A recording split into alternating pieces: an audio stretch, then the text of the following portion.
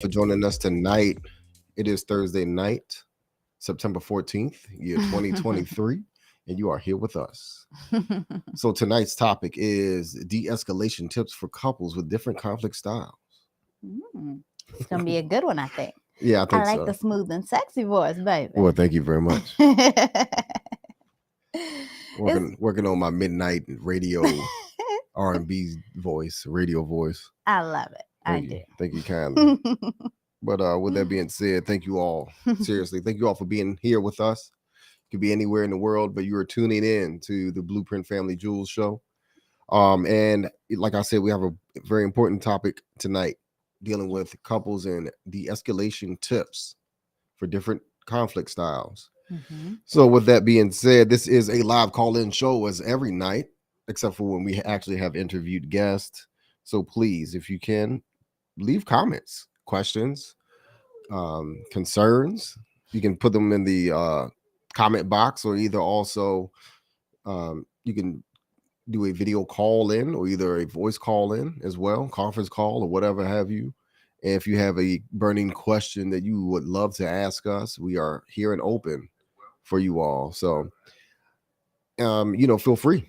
Just feel free. We do this for the public. We do this for you all, and especially as a sounding board in case you need to vent or need some advice. So, let's begin.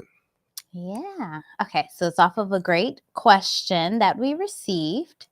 That's gonna help kind of set the stage for what we're talking about tonight. I'm gonna pull this on up. Every night this thing does that as soon as I do that. That is so annoying. There you go. All right. Oh, you know what? Maybe it's me. I clicked that button. I might not need to do that. Maybe. Yeah, that's full screen. Yeah, sorry. Okay, so my boyfriend and I, subject, arguments always get heated. My boyfriend and I, arguments always get heated. The message said, we have been dating for 4 years, both 25. We have a lot of similarities, but the thing is, we want things in a completely different ways. For example, our love language is both acts of service. When he does something for me, I really appreciate it. And when I do something for him, he really appreciates it. But the problem is, he says I never appreciate him even when I do. Like if I asked him to come with me and help me do some shopping, I will appreciate him for coming and for helping me shop. But if he said or did something during the time we're shopping and it makes me angry or upset, he immediately says, I don't even appreciate him coming to help me. Like he wants me to treat him like a king for helping me. And he wants me to excuse everything he does just because he's helping me right now. Like they're two different things. Just because I'm angry at what he said or did doesn't mean I'm not appreciating him for helping me. Does that make sense, or am I in the wrong here? Like this might not sound like a big deal, but it's always brought up in arguments and it's getting worse and worse. Another thing is, if he was sick, I would try to be more understanding if he said something mean to me because I know he's not really 100% there since he's sick. But he doesn't do that to me. One time we got into an argument when I was sick and I didn't even really know what was going on. And he was yelling at me and complaining why I was talking so quiet. Like when he gets heated, he doesn't even consider the other person anymore. Sometimes he goes as far as blocking me. So yeah, there are just some examples of our excuse me, of our problems, but they're so repetitive that it becomes a big problem. What do you think of these arguments? They probably sound stupid, but it honestly gets so heated. Is this something you think can be fixed? And if so, what would you recommend? Or do you think we should both just go our separate ways? No, I don't think they need to go their separate ways. This is definitely something that can be fixed. Your boyfriend obviously have communication issues. Excuse me. And he's having problems communicating effectively, and especially expressing his emotions and his feelings in the right way. And what he's doing is like trying to cop out and then regress and trying to think of an excuse in order to start competing with you when it comes to disagreements. As you can see, he blocks you. That is a defense mechanism in which he doesn't know how to communicate in the proper way.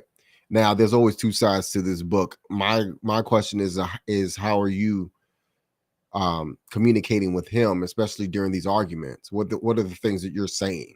You could be also be saying things that triggers him in a way that makes him react this way. That part I don't know. You're not here to defend yourself or whatever the case may be, but it seems as if the way that you painted this picture, that this guy needs to be more mature about the way he communicates with you and be more effective as far as his approach and relaying his message and how his feelings and what hurts his feelings. Not just him just saying that while I've went on this, I went grocery shopping with you and you don't even appreciate me. That has nothing to do with he's deflecting some way and somehow, and you have to really figure out why he does this and where does this stem from, because he needs to recognize this and stop doing it. And I understand, yeah, it does make you frustrated and angry and upset when he does that. Or no, more so. I'm sorry, I highlighted that just because I wanted to remember that she said that she got angry at something he did. So kind of going piggyback on what you said about maybe it's just kind of how she approached that moment, of right, the because anger and stuff. It looks like then they go into start attacking each other. So when they have a problem, then they go start attacking each other and say, you don't even appreciate me, like look at you and all this stuff, and talk bad about each other to the point that they gotta start blocking each other. Right. So how old are they? Did they have age 24? Both 25. Both 25. Okay. So he's just coming into his manhood, believe it or not. What is it? The man's brain stops developing, completes development at the age of 24, 25. So he's beginning to mature. I mean, he's already maturing as a man, but you got to admit that men mature later than women do as far as relationships go. It may not seem like it now in these times, but he's still learning how to effectively communicate. And I think that is something that you both need to work on, is your communication skills. Stop trying to blame each other or attack each other when there is a conflict, but more so address what the issue is and be honest about it, in which he's not, by digressing and saying that you don't appreciate me. And that doesn't have anything to do with it from what I'm understanding from what you're saying. So that is my thing about all of this. And yes, it is repairable. This is something that is easily fixed through conflict resolution skills. Right. This is the main thing about this in particular. It's always that question, can it be fixed? If you're a couple that's genuinely committed to being together and you're willing to do the work that's needed in order to make this, work, then you're going to have to learn those conflict resolution skills. You can't have a relationship without them. And unfortunately, that's not something that was always taught to us. Like, no, not at all. I think that even pairs with what you were saying about men not, really understanding that so much about relationships. Same thing with women. Unless you're taught that, it's kind of hard to know. Right. Or had a role model of or it. seen the example. In this case, I wonder if he's seen an example of a healthy relationship, because he comes off as very emotional, someone who communicates with his feelings and emotions, and that isn't the proper way, to be honest with you, to carry on a conflict, because that only brings more conflict when you start talking with your emotions. Now, I'm not saying that you should shun down your emotions, but talk about your feelings, how you feel, how whatever the situation made you feel, and then move forward into actually talking about what the issue is and try to resolve it. Negotiate, compromise, then resolve. So we're going to talk about these things. Yep, because that leads right into the whole topic, de-escalation. What is conflict de-escalation, right? So it's a great process of really being able to reduce the intensity of an argument, of what you're having, and, just involving these strategies like you're talking about, of how, you can slow down, calm down, and get everybody on the same page of being able to think about those solutions, right? You're just really trying to create that productive environment.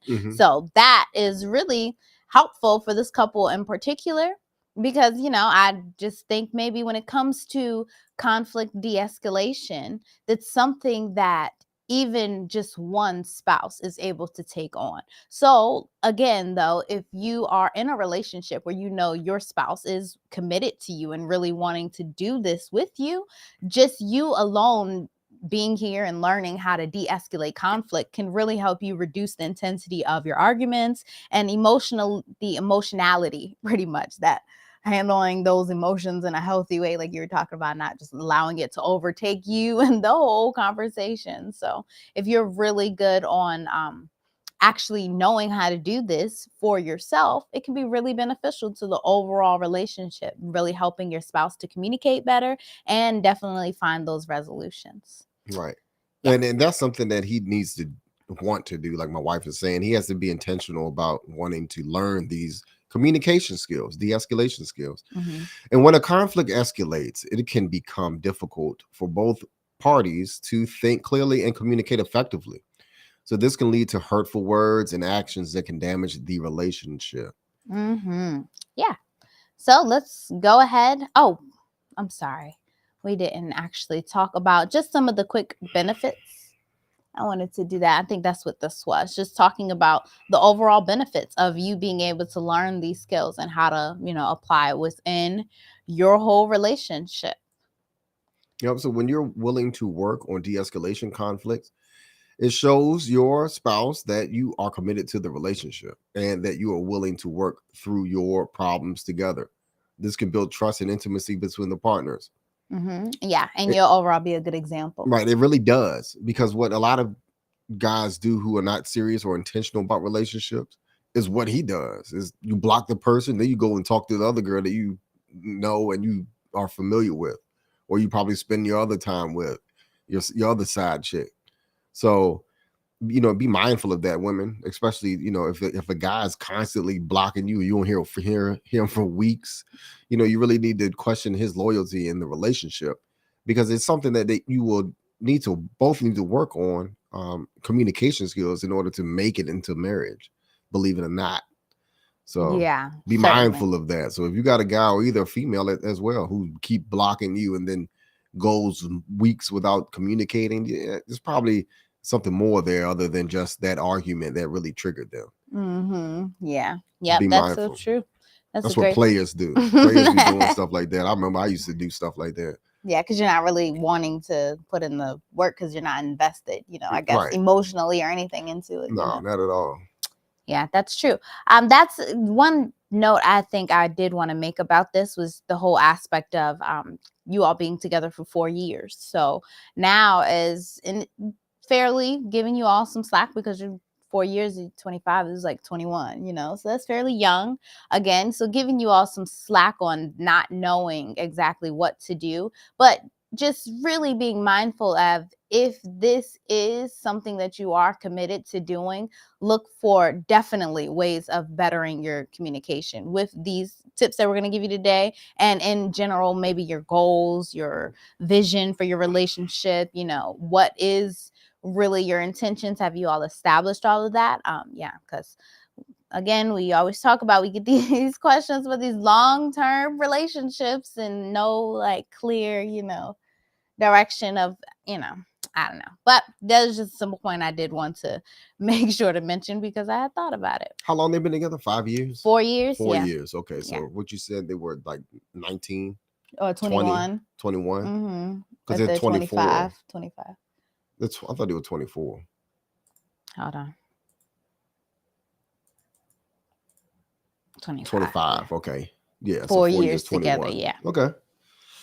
So, I mean, Okay. that's like a, time to really, you really got to get on in there and do the work. This naturally will lead to positive outcomes within your relationship. It will overall help you resolve more conflicts in a healthier, more constructive way. This will really benefit even your overall dynamic of working together as a team, moving through life, making sure to do things in a way that shows, teamwork. That can really help have a satisfying and more fulfilling relationship for both of you. So definitely apply some of these into your relationship in order to really make sure that you're on the right track.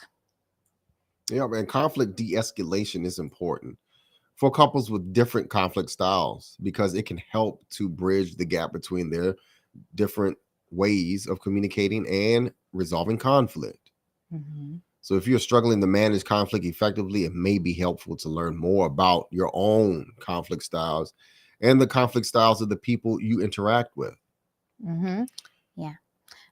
Overall, there are a number of ways that you can identify your own conflict style, and we're going to talk about those tonight. It's also going to be important for you to figure out, your spouse's conflict style. So definitely being able to recognize, hey, is this, um, do we handle conflicts in the same way? I think that's kind of what she mentioned that in the beginning, where she said, we both want totally different things. It's not so much that you all want different things, maybe just how you all are going through your conflicts is totally different, because you just have different conflict styles. So tonight we're definitely going to go through ways that you can first identify your own conflict style and then your spouse's, so then you can lead on to having better conflict de-escalation throughout your relationship.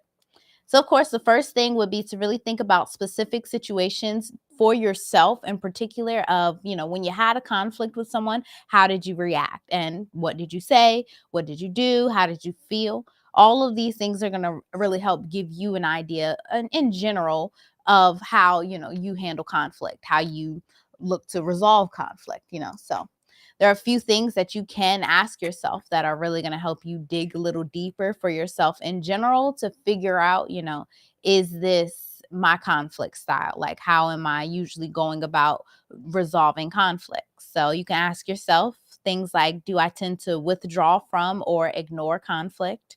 Do I tend to give in to the other person's demands in order to further conflict or in order to avoid conflict? Do I tend to find a middle ground between my own needs and the needs of the other person? That's important to know, especially when it comes to, resolution. Another one, do I tend to be assertive or uncooperative in conflicts? How does that look?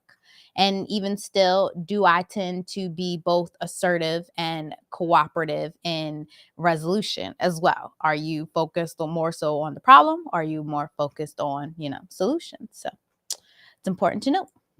So another way to identify your conflict style is to take a conflict style assessment. There are a number of different assessments available online and in books. So these assessments typically ask you a series of questions about how you typically react to conflict. Mhm. So once you have a better understanding of your own conflict style, you can start to think about your partner's conflict style as well. Yes. So one way to do so is ask them questions about how they typically handle conflict. You can Mhm. also observe how they react to conflict in different situations. Pay Yeah. attention to their body language, tone of voice, and word of choice. This is a good question to ask while you're dating somebody. What is your conflict style? They may be like, what do you mean? So, Yeah, because that's actually like tied to, like, childhood, I would think too. mhm. What did you see growing up as an example of how, like, maybe your parents or your guardians, your caregivers, or even like people, your friends, like, I think about like if you had things happen, big events that happened, that maybe you got in a fight with somebody else, like, what triggered that, what started that, and how did you handle it? That's really important just to think about overall. And sometimes some people just don't even think about that, but that actually shows the default behavior of a person. True, Yeah. true, true. Sorry, I'm a daggone thing.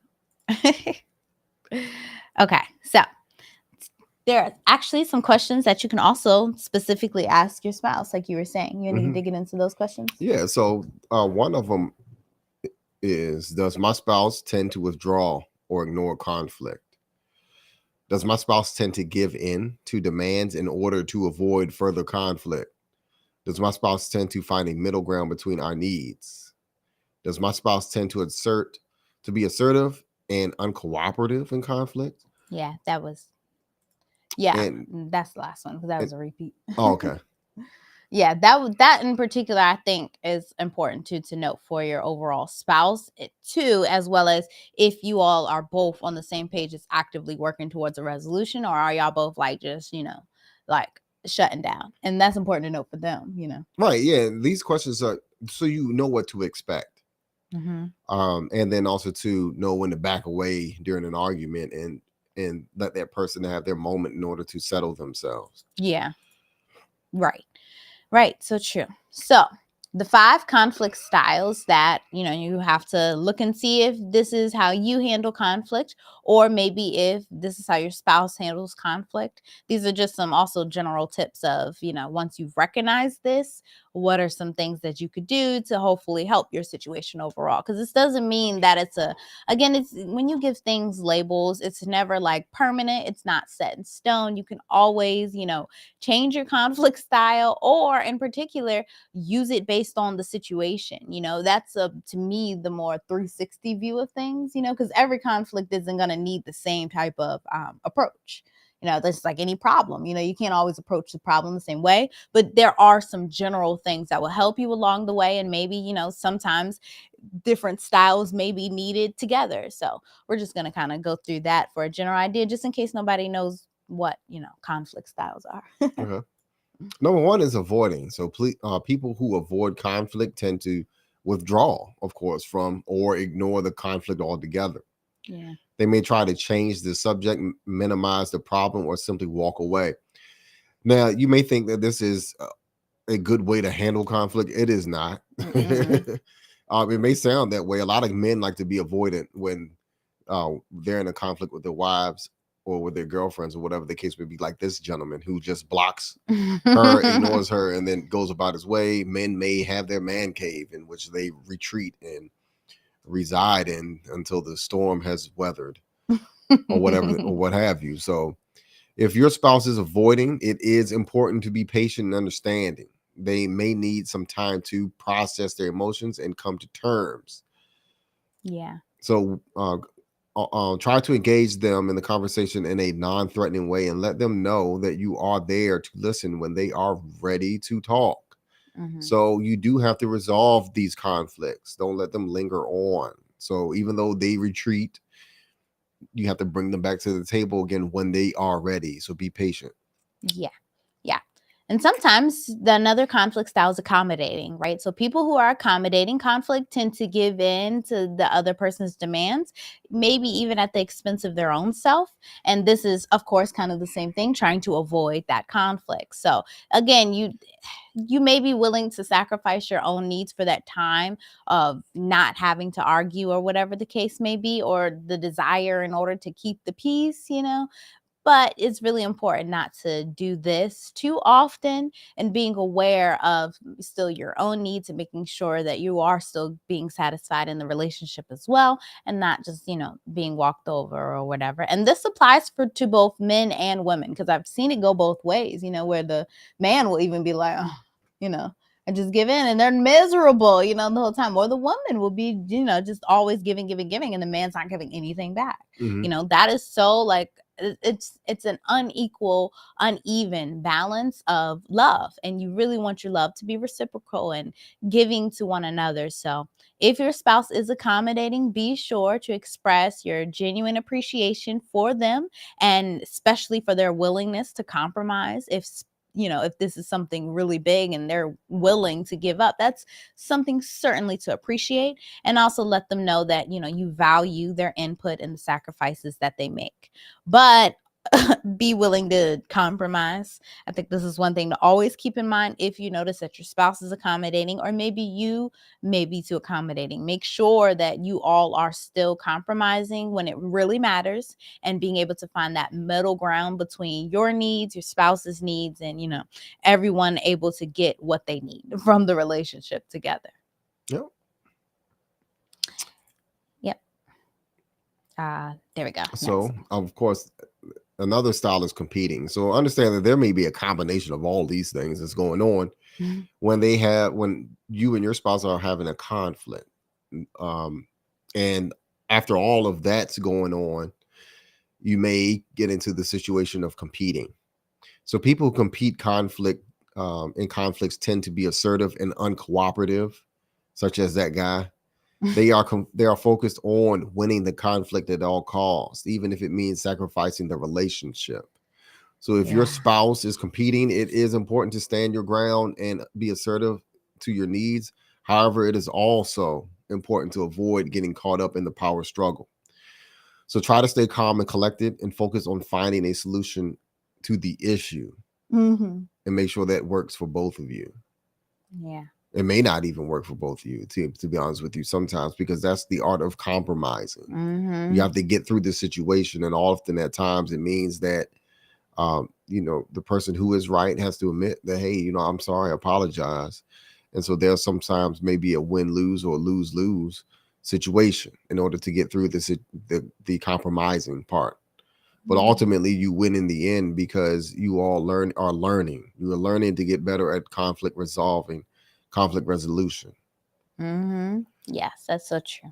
And you got to negotiate, like you're saying. You got to be Yes, you willing got to do to. that. We always talk about that, negotiating, And that's really everything within a relationship, because you both are going to want to have what you want, out of the relationship. So it's not always going to Well, look, the same. until you become mature enough and realize that none of that stuff matters. Yeah. You still want to be in this relationship with your spouse, Right.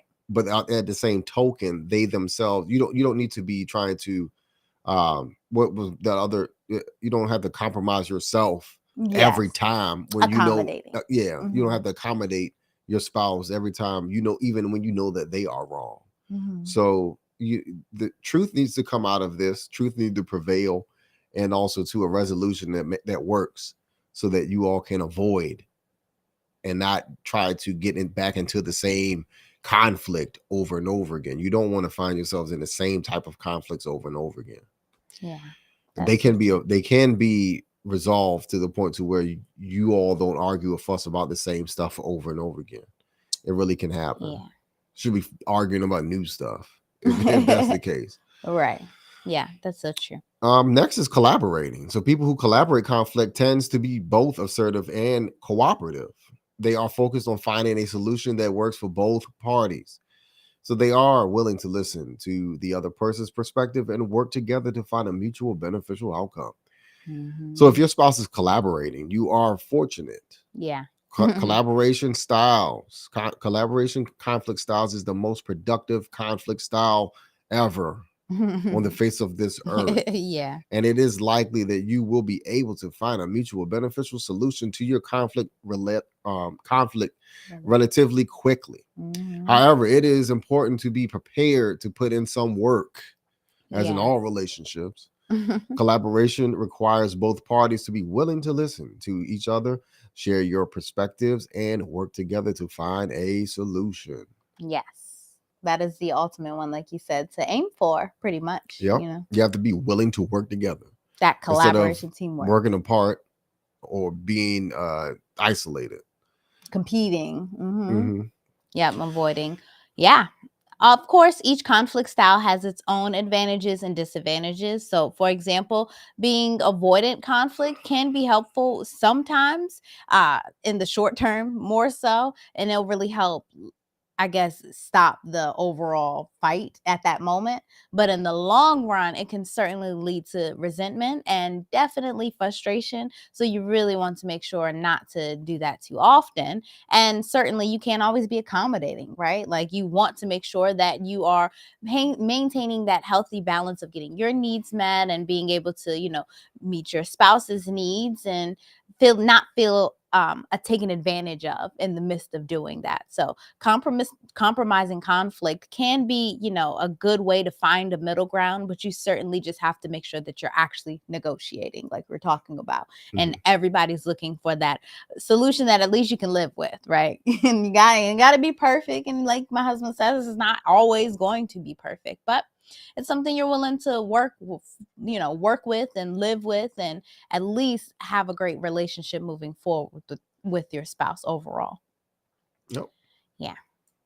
So some general tips we can kind of get into that will help you overall being able to use these conflict, knowing once you've known your conflict style and being able to use it in a way that it will be helpful within your relationship. So in particular, once you know for sure, all right, if my spouse is a competing conflict style, that may be, effective in getting what they want in that time, or maybe you want if you win, but it can damage that overall relationship. So making sure to, instead of compete, being able to adjust to that collaborative style of actually being productive and working together. And these are some general tips of how you can do that so that you can, have overall a happy union, harmoniously working together. Mhm. So it is important to note that most people do not have a single conflict style that they use in all situations. So Mhm. that's what I was talking about earlier. There's a combination sometimes of multiple conflict styles. And they're so instead they use a combination of different conflict styles to depending on the situation and the people that are interacting with them. Yeah. So, for example, someone who is someone who is typically collaborative in their conflict style may be more likely to avoid conflict with their boss or with someone they are trying to make a good impression on. Yeah. Yeah, it's definitely going to depend on the situation. Yep. But, sometimes overall, like another one, if it's necessary to, avoid conflicts, such as like if your spouse is, sick. I think this lady mentioned that in particular, if your spouse is sick or depressed or like, just not in an overall happy, receptive mood, that may be the time to use the avoidant conflict style where you're just, not going to press an issue and make it a big deal in a moment where it really doesn't have to be. So that's just really helpful overall in looking, hey, what is the situation? Being discerning and analyzing like what's going on, paying attention to the environment, especially if your spouse is maybe just getting off of work or just waking up or something like that, or they didn't have enough sleep, right? So it's just a whole bunch of factors that you got to take in consideration when you're trying to conflict resolve. But in general, if you can identify your own conflict style and your spouse's conflict style, then you will typically know how you're both going to react in any given situation for the most part, general sense, right? So then that way you'll know how to approach, de-escalating it based off of how they usually are. So just actually paying attention to, hey, what's something that you usually do? Do you usually blow up right, if I come to you right when you got off work or something like that, do you usually blow up on me during that time? Then, hey, I'm not going to bring my problem to you right when you walk through the door. I'm maybe going to wait until you sat down, taking your clothes off, had something to eat, and then approach, a problem, not, just going smooth in and not giving you no chance to be in the right mind for such a conversation. So, yeah.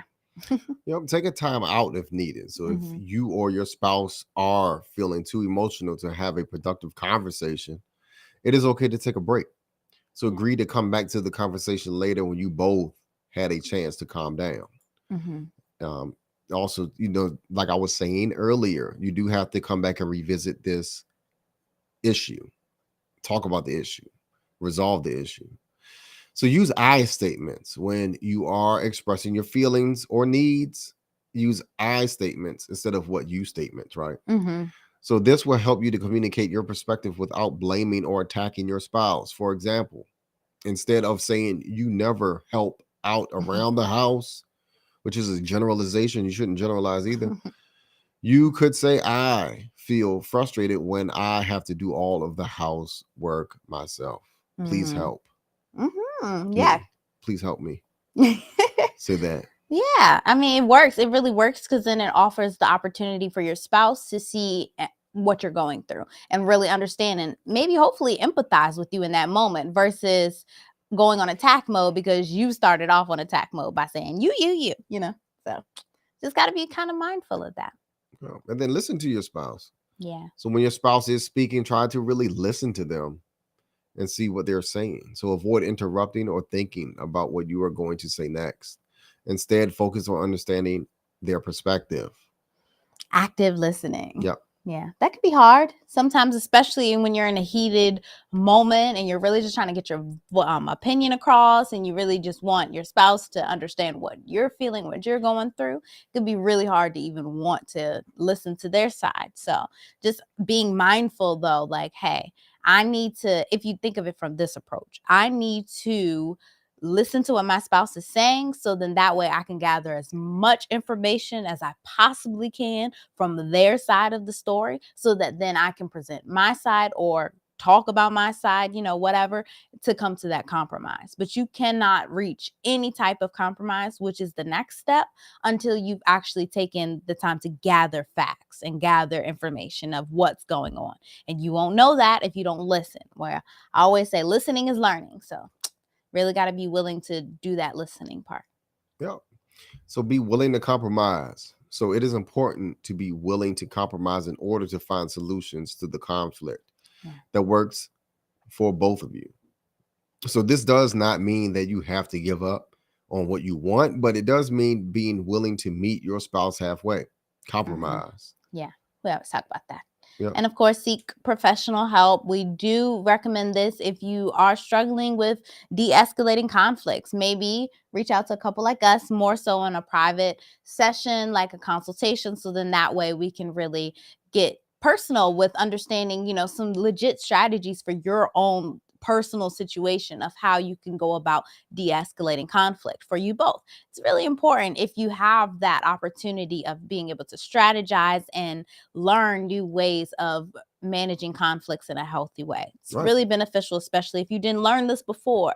Relationships, we always talk about this. Relationships isn't something that's normally taught. So now actually to be able to offer this opportunity, it's really beneficial overall for our whole society, because now we're able to learn like, hey, there's a healthier way of going about this. I didn't know that. So never be ashamed of actually looking out and getting more information and getting some help. That's really important. But if you also go the other route of a professional qualified therapist, please make sure you vet your therapists. Make sure that they are, sane mind, preferably happily married themselves. They're more so going to give you the same perspective and alignment of getting the results that you want in your life and in your relationship and in your marriage if they're actively married themselves and doing it themselves. They really have that firsthand experience, and also more so going to think on that angle versus, if they're maybe upset in their own love life or anything like that. Sometimes that's really important to take note of. Yep. Be patient and understanding. It takes time to learn how to de-escalate conflicts effectively. It takes a lot of practice. And unless you are actually having a conflict every day, you will not master this concept. Yeah. To be honest with you, you won't master it quickly. So especially when couples have different conflict styles. So don't get discouraged if you don't get it right away. Just keep being patient and understanding, and then offer guidance and support along the way. Yeah. Yep. That's always going to be helpful. And in general, anything in life, you got to be willing to put in the work. That also means the time of, learning it and being patient as you learn it. Don't be hard on your spouse about it either, just because if you are the one that's taking up the initiative of learning how to de-escalate situations and stuff, hey, sometimes your spouse may not be as willing to jump on board right away. But that's where setting that good example comes in. And hopefully that kind of bounces off on them to where they're like, I like how you handled that last conflict. I have to step my game up and, be good at doing conflict too. So hopefully it's just overall a great way of elevating and growing within your relationship if you're going about healthier ways of resolving conflicts, for sure. Yeah. So it is important to remember that conflict is a normal part of any relationship. However, it is important to learn how to resolve conflict in a healthy way by de-escalating conflicts. Couples can prevent it from damaging their relationships and build a stronger foundation for the future. So encourage, what's that? Okay. So we encourage you all to leave a comment or share this video with your friends and your family, especially those people who may be going through a conflict at the moment. Yeah. And, like I said, share our videos on Instagram, YouTube. Instagram viewers, please subscribe to our YouTube. We have a large amount of you all, a monstrous amount of you all on Instagram. We really appreciate it. Yeah, And we're Yeah. gaining traction now on even more on YouTube as well. So Yeah. thank you all you. there. So Yeah, and Facebook, can't leave Facebook out. Thank you all so much too. This is always exciting to do this. I think this is a great question. We had some the face red heart. That's cute. Yeah, it's always nice. And we do encourage the conversation, talking. We're here. Of course, this is a live show. Sometimes I always now adjusted to the thought that, hey, this is ministry. So just put an amen, ashe in the chat. I mean, yeah, this is a platform for you all as well. So Yeah. you don't necessarily have to fully expose yourself about what you're, going through with Right. people's names and things like that. Right.